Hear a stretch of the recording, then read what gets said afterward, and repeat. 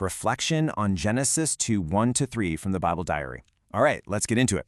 We're going to talk about something that feels, well, both incredibly ancient and maybe more needed than ever before, the Sabbath. Does this feel familiar? The constant pressure to just keep going, to do more, to be more. The weeks just blend together, and real, genuine rest feels like, a myth. But what if that feeling of burnout isn't a personal failure? What if it's actually a signal that we're working against our own design? So, to figure this out, we have to go back. Way back. Not just to the beginning of the week, but to the very beginning of everything.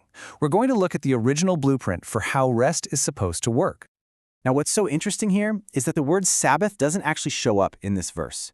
But for the people who first heard this, the Israelites wandering in the desert, they knew exactly what this was about. They'd already been introduced to the Sabbath.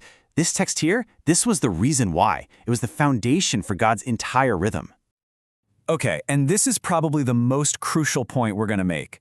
It all hinges on the meaning of that word, rested. The Hebrew verb is Shabbat, which is, of course, where we get the word Sabbath. But here's the kicker. It doesn't really mean to recover from being tired. Its primary meaning is to cease, to stop, to end. God didn't rest because he was exhausted. He ceased his work because it was done. It was complete, finished. And that one little shift in meaning, it changes everything. It means we have to completely reframe how we think about rest. To really get what God was doing, we have to take off our modern, 21st century glasses and try to see this through the eyes of the ancient world.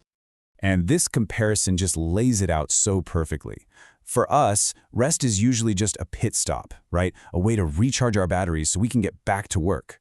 But in the ancient Near East, when a god rested in their temple, it meant something completely different.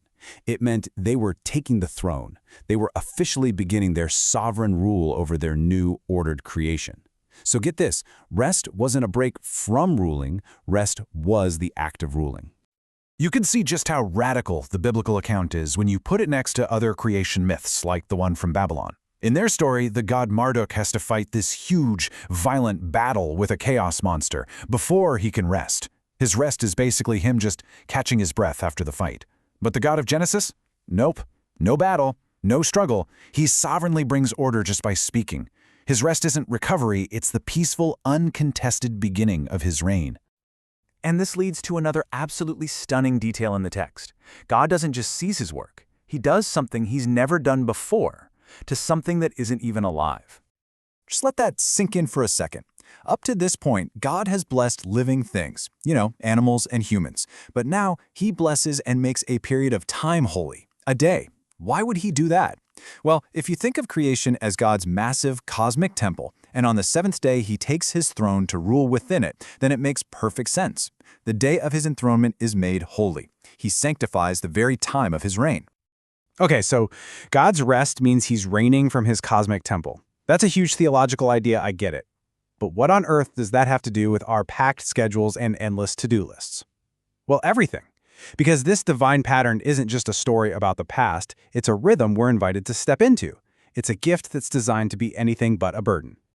And here it is, the divine rhythm designed to get us off that hamster wheel for good. It starts with 6 days of meaningful work. But then, and this is the part we so often miss, it calls for completion, a stopping point.